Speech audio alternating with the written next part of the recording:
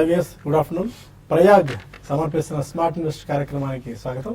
Markets ఒక వరుస consolidations face తర్వాత ఒక బోరింగ్ ఇంతకాలం మనం ట్రేడింగ్ సెషన్స్ గత 2 వారాల నుంచి చూస్తూ వస్తున్నాం. అయితే ఈరోజు కొద్ది గొప్ప ఒక బ్రేక్అవుట్ లాంటిది మనం రావడం చూస్తున్నాం. ఆల్మోస్ట్ 65 పాయింట్స్ డౌన్తో ఇవాళ నిఫ్టీ ట్రేడ్ అవుతుంది. 8750 బిలో ప్రస్తుతం నిఫ్టీ కొనసాగుతుంది. 8730 పాయింట్ల దగ్గర 63 పాయింట్ల నష్టంతో ఉంది. సెన్సెక్స్లో కూడా ఆల్మోస్ట్ ఇవాళ 200 పాయింట్స్ దాకా క్రాక్ రావడం చూసాము. 28,156 పాయింట్స్ దగ్గర ప్రస్తుతం ట్రేడ్ అవుతుంది. 175 పాయింట్స్ డౌన్తో వరకు ఒక వీక్ ట్రెండ్ మనకి ఈరోజు స్పష్టంగా కనిపిస్తుంది. అన్నిటికంటే మెయిన్గా ఇవాళ ఆటో అండ్ బ్యాంకింగ్ స్టాక్స్ బాగా వీక్గా పర్ఫామ్ చేస్తున్నాయి. ముఖ్యంగా ఆటో ప్యాక్లో Tata Motors and Tata Motors DBR 2 నిరుత్సాహకర త్రైమాసిక ఫలితాలను ప్రకటించిన నేపథ్యంలో ఆల్మోస్ట్ ఒక 2 డేస్లోనే 15% దాకా టాటా మోటార్స్లో మనకు క్రాక్ రావడం కనిపించింది. దాని ఎఫెక్ట్ మోస్ట్లీ ఇండెక్స్ మీద, ఒక నిఫ్టీకే ఇండెక్స్ మీద ఆల్మోస్ట్ ఒక 25 పాయింట్స్ దాకా నెగిటివ్గా టాటా మోటార్స్ కంట్రిబ్యూట్ చేస్తుంది. మిగిలిన స్టాక్స్ మనకు ఐసిఐసిఐ బ్యాంక్ ఒకటి, సన్ ఫార్మా, ఇన్ఫోసిస్ లాంటి కౌంటర్స్ అన్ని కలిపి ఒక 25 బేసిస్ పాయింట్స్ దాకా నెగిటివ్గా ప్రస్తుతం నిఫ్టీకి సపోర్ట్ చేస్తున్న పరిస్థితి. మేజర్గా మాట్లాడుకోవాల్సింది ఏంటంటే ఆటో బ్యాంకింగ్ తర్వాత metal, health care, capital goods రంగ షేర్స్లో కూడా సెల్లింగ్ ప్రెషర్ బాగా ఇంటెన్సిఫై అయింది. ఒక FMCGలో ఇవాళ కాస్త పర్వాలేదు అన్నట్టు కొద్దిగా బయింగ్ కనిపిస్తుంది. అన్నిటికన్నా ముఖ్యంగా డిస్కస్ చేసుకోవాల్సిన పాయింట్ ఏంటంటే మిడ్ అండ్ స్మాల్ క్యాప్స్లో సెల్లింగ్ ప్రెషర్ చాలా హ్యూజ్గా ఇవాళ కనిపించింది.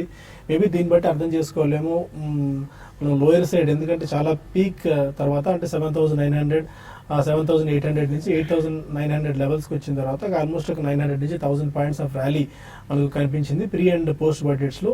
ఎక్కడో ఏదో పాయింట్ ఆఫ్ టైంలో మనకు బ్రేక్అవుట్ రావాలి అండ్ ప్రాఫిట్ బుకింగ్ జరిగితేనే హెల్తీ కరెక్షన్ జరిగితేనే మనకి మంచి ఆపర్చునిటీ వస్తుంది హైయర్ లెవెల్స్కి వెళ్ళేందుకు పదే చెప్పుకుంటూ వస్తున్నాం. అలాంటి బ్రేక్అవుట్ ఏమైనా ఇవాళ వచ్చిందేమో చూడాలి. 8,700 కనుక బిలో క్లోజ్ అవుతే ఎలాంటి ఆపర్చునిటీస్ మనకు టెక్నికల్గా కనిపిస్తాయన్న అంశాలు కూడా ఇవాళ మనం డిస్కస్ చేద్దాం.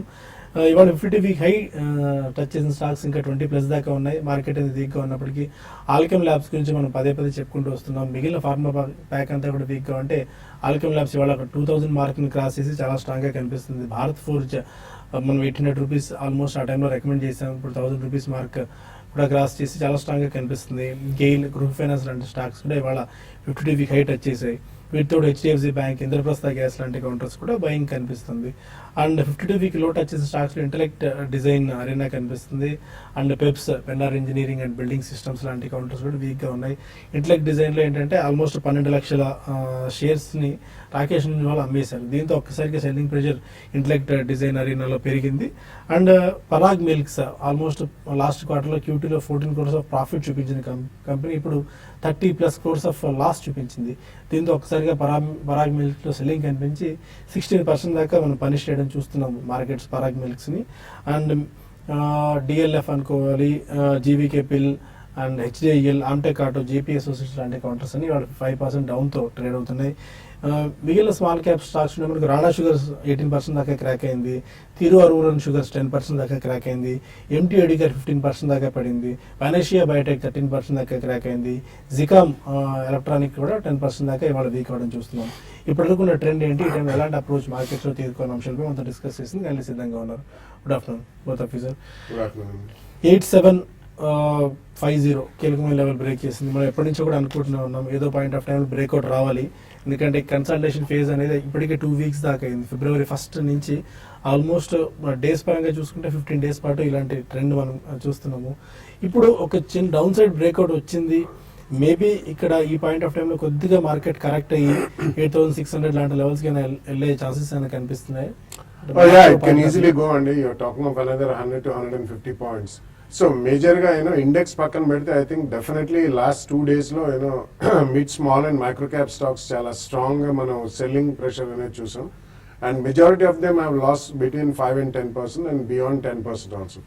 సో ఈ కారణం వల్ల డెఫినెట్లీ మనం కొద్ది రోజులుగా చెప్తూనే ఉన్నాం we can wait for a small correction అని చెప్పి. And I think finally the correction has set in అనే చెప్పొచ్చండి. ఎందుకంటే domestic or even external news drivers ఏం పెద్దగా లేవు మార్కెట్కి. And market has been holding on since almost budget అయిన తర్వాత నుంచి మేజర్ కరెక్షన్ అనేది మనం చూడలేదు.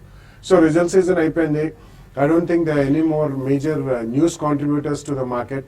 ఎక్సెప్ట్ మనకి మార్చ్ ఫస్ట్ సెకండ్ వీక్ లో కానీ మనకి ఎలక్షన్ రిజల్ట్స్ అనేవి తెలియదు. సో ఈ లోపల మనకి ఐ థింక్ కొద్దిగా నిస్తేజంగా ఉంటుంది. But they will be some selling on higher levels అనే చెప్పొచ్చండి. This is nothing but a normal profit booking అనే చెప్పాలి.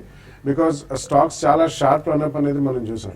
సో ఈ కారణం వలన you can wait and watch. Everybody కొద్దిగా కాషియస్గా ఉంటేనే మేలు. నెక్స్ట్ ఫ్యూ డేస్ ఎక్కడైతే మనకి నెక్స్ట్ 2-3 డేస్ తర్వాత or maybe some time next week ఎక్కడైనా కొద్దిగా స్టెబిలిటీ మార్కెట్లో కనిపించిందంటే ప్రాబ్లీ ఫస్ట్ ప్రైస్ పాయింట్లో we can pick across all sectors except telecommunication అండి. మెజారిటీ అంటే ఇంకో 3 to 5 డేస్ కూడా వేచి ఉండొచ్చు. ఇండెక్స్ పరంగా ఎంత కరెక్ట్ అవుతుంది అనేది I'm not quite sure. But definitely script wise correction మాత్రం చాలా షార్ప్గానే ఉంది. So next 3 to 5 days are going to be interesting. Wait and watch. After that we can take a fresh call. మీరు ఎలాంటి టెక్నికల్ వ్యూతో ఉన్నారు మార్కెట్స్లో? ఇవాళ 8700 కనుక బ్రేక్ అయ్యి ఇవాళ క్లోజ్ అయినా ఎలాంటి ఇంకా డౌన్ సైడ్ మనం మార్కెట్స్ చూడొచ్చు? ఎందుకంటే ముఖ్యంగా టాటా మోటార్స్ లాంటి కౌంటర్ వీక్గా ఉంది. కాకపోతే బ్యాంక్ నిఫ్టీ అనుకున్న స్థాయిలో ఇక్కడ నుంచి క్రాక్ అవ్వట్లేదు అని కంపేర్డ్ విత్ నార్మల్ ఇండెక్స్. ఎలాంటి వ్యూతో ఉన్నారు మీరు?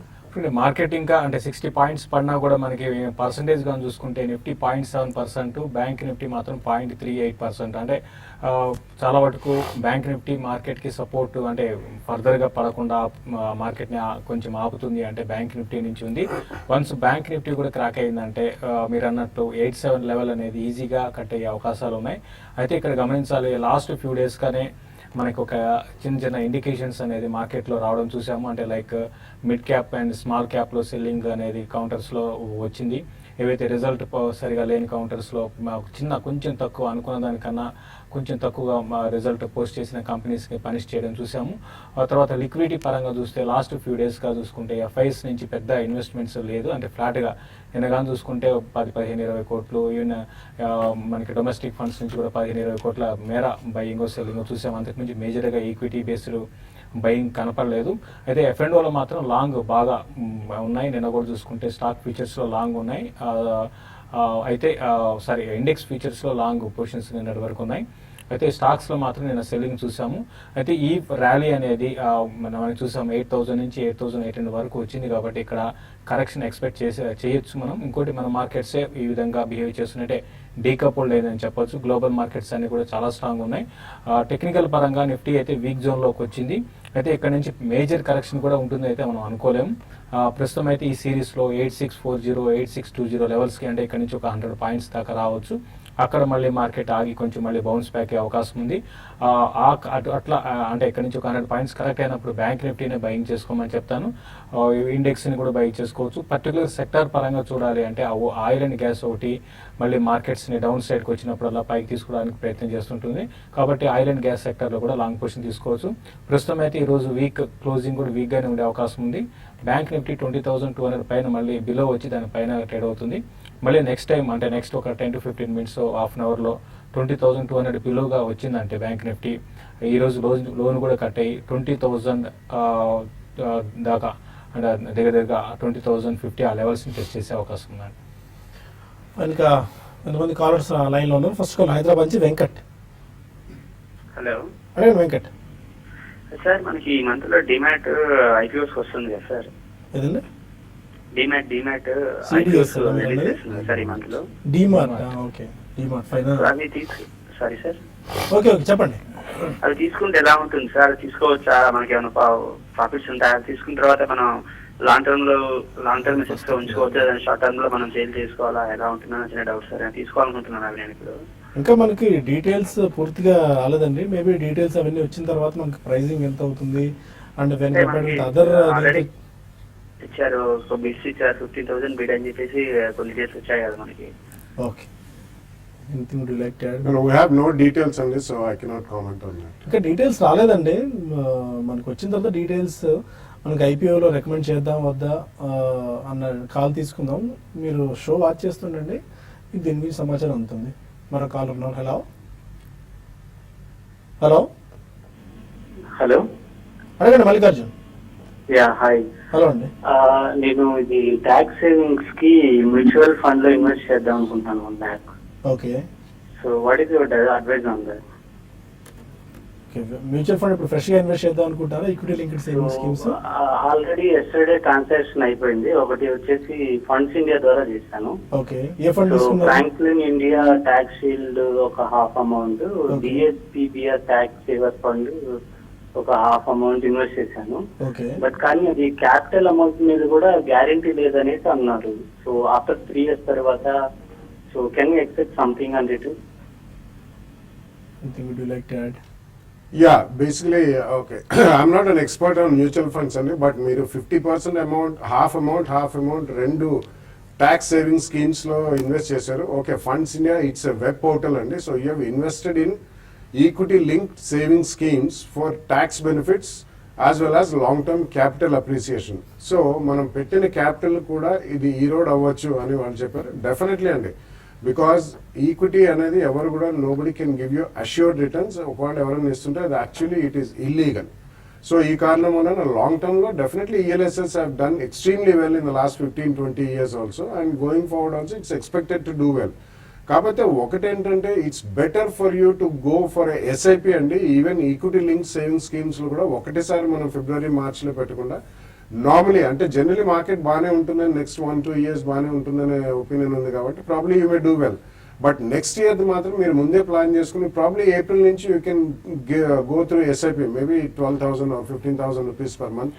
అలా చేసుకుంటే మీకు ఒకవేళ మార్కెట్ ఒడిదుడుకులైనప్పుడు అందులో మీకు యావరేజ్ కాస్ట్ తక్కువ అయ్యే అవకాశం ఉంటుంది. So definitely your answer to your question is long term లో will you do well? Hopefully you should do very well. Meaningful set of returns వస్తూనే ఉన్నాయండి. బాలగారు చెప్పినట్టు ఆల్మోస్ట్ 12-13-15 కొన్ని ట్యాక్స్ రీసెంట్ కొన్ని ఫండ్స్ 30% రిటర్న్స్ ఇచ్చిన ఉన్నాయి. అది కూడా మార్కెట్ పర్ఫార్మెన్స్ ఆధారంగానే రిటర్న్స్ వస్తాయి కాబట్టి మీరు stay invested and SIP mode ఇప్పుడు బాలగారు అన్నట్టు ఎస్ఐపి మోడ్లో కనుక తీసుకున్నట్టయితే యావరేజింగ్ మీకు డీసెంట్ సెట్ ఆఫ్ రిటర్న్స్ వచ్చేందుకు ఛాన్సెస్ ఉంటాయి. ఇక మరిన్ని కాల్స్ అండ్ ఈమెయిల్స్ తీసుకునే ముందు చిన్న బ్రేక్ తీసుకుందాం.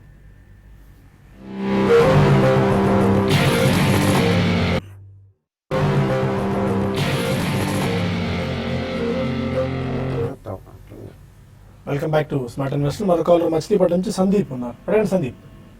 హలో అండి, నేను Tata model TVR 1 year hold చేస్తానండి. ఓకే, ఇంకా యాడ్ చేయాలనుకుంటున్నాను ప్రతి కరెక్షన్ లో. ఇంకా 3 years హోల్డ్ చేయాలనుకుంటున్నానండి. ఫ్యూచర్ ఏంటండి ఇది? మల్టీ బ్యాగర్ ఛాన్స్ ఉందా? Tata Motors DVR. కానీ Tata Motors DVR multibagger పెద్ద కంపెనీలు ఎప్పుడు కూడా మల్టీ బ్యాగర్స్ అయితే కావండి. మనకి ఒక స్టేజ్ వరకు అంటే స్టార్టింగ్ అంటే ఆ కంపెనీ స్టార్టింగ్ స్టేజ్లో ఉన్నప్పుడు మీకు మల్టీ బ్యాగర్స్ అవుతాయి తప్ప ఒక స్టేజ్ దాటినాక అంటే ఒక రిలయన్స్ ఒక టాటా మోటార్స్ మల్టీ బ్యాగర్స్ అయితే కావు. కాకపోతే ఏంటంటే ఇరాన్ ఇయర్ ఒక 20% అంటే అప్పుడు రిజల్ట్ బాగుండే అన్ని అనుకూలిస్తే ఒక 20-30% అటువంటి రిటర్న్స్ వస్తాయి తప్ప మల్టీ బ్యాగర్ అయితే అవ్వకపోవచ్చు. ప్లస్ మన రిజల్ట్ చూసామంటే ఒక డిసప్పాయింట్మెంట్ రిజల్ట్ వల్ల స్టాక్లో నిన్న లాస్ట్ 2 daysలోనే 15-20% కరెక్షన్ వచ్చింది అటు టాటా మోటార్స్లో, టాటా మోటార్స్ డివిఆర్లో. కాబట్టి మీరు ఈ కరెక్షన్లో మీరు పిక్ చేసుకోండి. అయితే డొమెస్టిక్గా చాలా వరకు టాటా మోటార్స్ బాగా వీక్ అయిపోయింది మనకి ఇప్పుడు కాదు 3-4 ఏళ్ళ నుంచి. ఓన్లీ ఇంటర్నేషనల్ మార్కెట్లోనే ఇది జాగ్వార్ ల్యాండ్ లోన్ మీదే ఈ స్టాక్ మనకి పైన చూస్తున్నాం. కాబట్టి అక్కడ సేల్స్ కానీ తగ్గితే మళ్ళీ స్టాక్లో ఇంకో కొంత కరెక్షన్ కూడా రావచ్చు. అయితే ఈ కరెక్షన్ని ఉపయోగించుకొని మీరు టాటా మోటార్స్ డివిఆర్ని లాంగ్ టర్మ్ కోసం మీరు ఇన్వెస్ట్ చేయండి. 20-30% కోసం అయితే ఇన్వెస్ట్ చేయమని చెప్తాను. అనంతపురం నుంచి వెంకటేశ్వర్లు మరో కాలం. అడగండి వెంకటేశ్వర్లు. సార్ హలో చెప్పండి. హలో సార్, ఈ ఇంటెలిజెంట్ డిజైన్ ఎరీనా ఈ రేట్ లో కొనొస్తా? ఇంటెలెక్ట్ డిజైన్ అరీనా నిన్న Rakesh stake almost 12%. It comes to almost 1.2% దాకా స్టేక్ అమ్మడం, దాంతో బాగా క్రాక్ అయింది ఇవాళ. బట్ దీని గురించి మనం గత కొద్ది రోజులుగా చాలా సార్లు చెప్తూనే ఉన్నామండి, చాలా మంది అడుగుతూనే ఉన్నారు.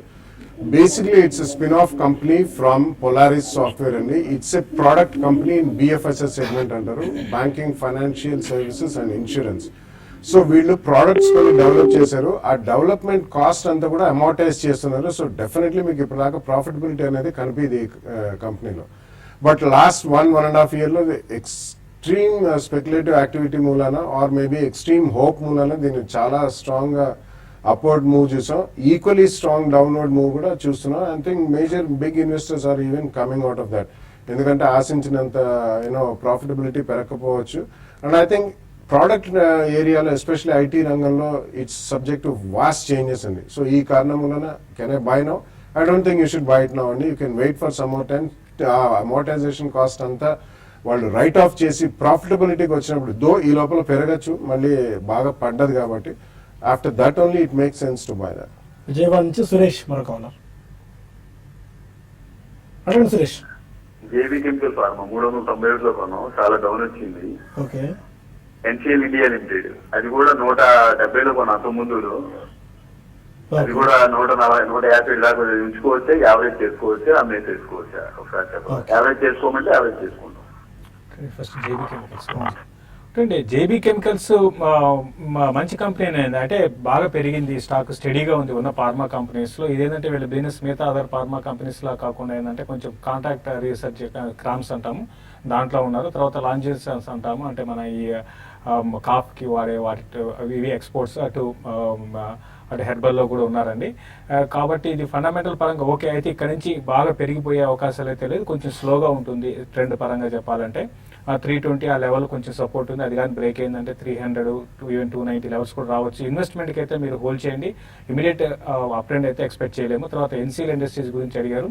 ఎన్సీఎల్ని డెఫినెట్గా మీరు యావరేజ్ చేసుకోండి, ఎందుకంటే మన రిజల్ట్ చాలా స్ట్రాంగ్ రిజల్ట్ వచ్చింది. రిజల్ట్ తర్వాత స్టాక్లో 20% పెరగడం కూడా చూసాము. కాబట్టి ఈ కరెక్షన్ ఇప్పుడు ఆల్రెడీ మార్కెట్లో మనకి కరెక్షన్ స్టార్ట్ అయింది కాబట్టి ఈ కరెక్షన్లో దీన్ని మీరు పిక్ చేసుకోండి. ఎక్కడ పిక్ చేసుకోవాలి అంటే మాత్రం 140 ఆ లెవెల్లో దీనికి కొంచెం సపోర్ట్ ఉండొచ్చు. అది కానీ బ్రేక్ అయితే కొంచెం వీక్ అవ్వచ్చు అండి. కాబట్టి ఒకవేళ అది కానీ బ్రేక్ కాని పరిస్థితిలో మీరు అక్కడే యావరేజ్ చేసుకుని, ఒకవేళ అది కానీ బ్రేక్ అయిందంటే 132, 128 దాకా రావచ్చు వచ్చే కొద్ది రోజుల్లో, అక్కడ మీరు పిక్ చేసుకోమంటారు. హైదరాబాద్ నుంచి ముస్తఫా మరొక కాలర్. అడగండి Mustafa. Hello sir, good afternoon. Good afternoon అండి, చెప్పండి. సార్ అంటే నిన్న నుంచి ఆయిల్ స్టాక్స్ లో బాగా కరెక్షన్ చూస్తున్నాం సార్. ఓకే. అయితే అంటే HPCL, BPCL, IOT we are carrying future positions in the higher level. Okay. అంటే is there any genuine reason to go down or it's normal phenomenal correction in this sector? I want to know that. Fine అండి. HPCL, IOCL, BPCL బాగా పెరిగి ఉన్నాయి stocks. చూడండి HPCL ఇవన్నీ కూడా ఏంటంటే అండి, మీరు ఒకటి మొన్న రిజల్ట్ గా చూసుకుంటే ఆయిల్ అండ్ గ్యాస్ లో ఎక్సలెంట్ రిజల్ట్ అనేది పోస్ట్ చేసావు. అయితే దీనికి ముందు మీరు ఇవి ఎక్కడి నుంచి పెరిగాయి ఒకసారి గమనించండి. హెచ్పిసిఎల్ కానీ చూసుకుంటే 211 నుంచి 580 దాకా వచ్చింది. అదేవిధంగా బీపీసీఎల్ కూడా చాలా స్ట్రాంగ్ గా పెరగడం చూసాము. కాబట్టి ప్రాఫిట్ బుకింగ్ ఉంటుంది. దీనికి తోడు మీరు ఇంటర్నేషనల్ మార్కెట్లో మీరు దీన్ని గమనించండి. మన క్రూడ్ ఆయిల్ కంటిన్యూగా పెరుగుతూ వస్తే ఆయిల్ మార్కెటింగ్ కంపెనీస్ కొంచెం నెగిటివ్ అనమాట. అంటే ఇదంతా స్పెక్యులేషన్. ఏదైనా కూడా ప్రస్తుతం అయితే ఈ రెండు కూడా మీరు హైయర్ లెవెల్స్లో మీరు ఫ్యూచర్ తీసుకున్నప్పుడు స్టాప్ లాస్ పెట్టి ఎగ్జిట్ కావాల్సింది.